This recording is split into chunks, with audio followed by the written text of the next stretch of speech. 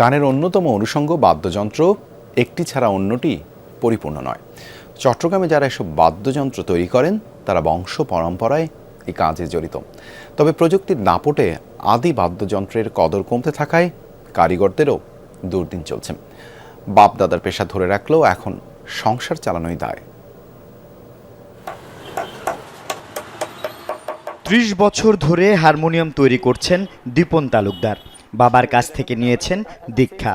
বংশ পরম্পরায় পরিবারের সবাই জানে এই বাদ্যযন্ত্র তৈরির কৌশল।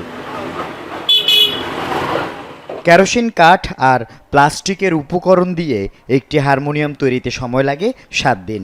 দিনরাত পরিশ্রমের পর সেটি বিক্রি করতে পারলে খরচ বাদে থাকে মাত্র 4,000 টাকা। এমনিতেই লাভ কম, তার উপর দিন দিন আধুনিক কিবোর্ড যন্ত্রের কাছে হারিয়ে যাচ্ছে হারমোনিয়ামের কদর। ফলে এসব বাদ্যযন্ত্রের কারিগর ভালো নেই, কমে গেছে উপার্জন ও কাজ। কাজ যাই হোক, আপনার সংসার তো এটা চালাইতে হবে, এটা দিয়ে আমার কাজ করতে হবে, এটা ছাড়া আমি আর কোনো কিছু উপায় নেই। আমার কাজ এটাই করতে হবে।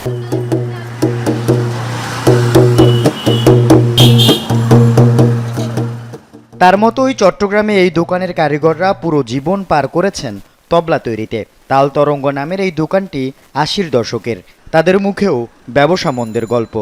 আধুনিক যন্ত্রপাতি আসার কারণে আমাদের সেল মোটামুটি চলতেছে, কিন্তু অতটা ভালো না। 10টা বানালে 3-4টা বেচা হয়, আবার 5-6টা থাইকেই যায়।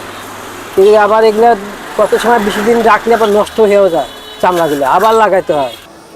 কয়েক দশক ধরে বাদ্যযন্ত্র বিক্রি করা প্রতিষ্ঠানগুলোও বলছে আধুনিকতার ছোঁয়ায় কমেছে দেশীয় হারমোনিয়াম, তবলা, বাঁশির ব্যবহার।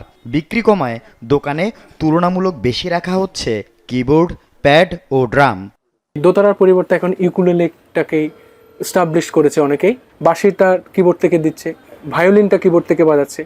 এরকম আরও বহু ইনস্ট্রুমেন্টের ফ্লেভার আমরা ইলেকট্রনিক্স, যে ইলেকট্রিক্যাল ইনস্ট্রুমেন্ট যেগুলো আছে, এগুলোতে পাওয়া যায়।